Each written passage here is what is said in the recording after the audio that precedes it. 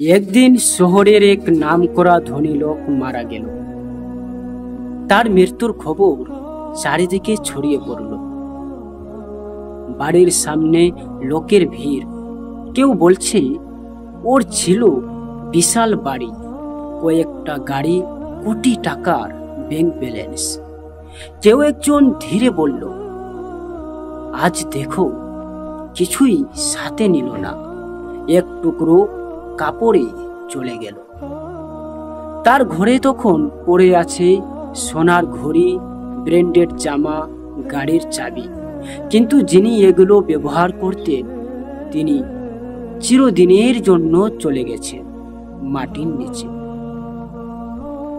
এই হলো দুনিয়ার বাস্তবতা ভাই। আজ যেগুলো নিয়ে আমরা অহংকার করি, আগামীকাল সেগুলো আমাদের ছাড়াই পড়ে থাকবে। মনে রেখো, যে ধন দৌলতের জন্য মানুষ গর্ব করে, সেই ধন তার কবরে যেতে পারে না। যা যাবে তা হলো আমল, দোয়া আর নেক কাজ। আজ তুমি গর্ব করছো গাড়ি নিয়ে, কাল হয়তো সেই গাড়ি তোমার জানাজার পেছনে চলবে।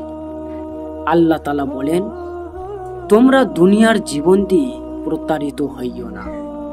সূরা লুকমান 33 নম্বর আয়াত। এই দুনিয়ার সবকিছুই একদিন ফুরিয়ে যাবে, কিন্তু যে মানুষ আল্লাহর জন্য বাঁচে তার জন্য আখিরাতে থাকবে চিরন্তন জান্নাত। সুবহানাল্লাহ।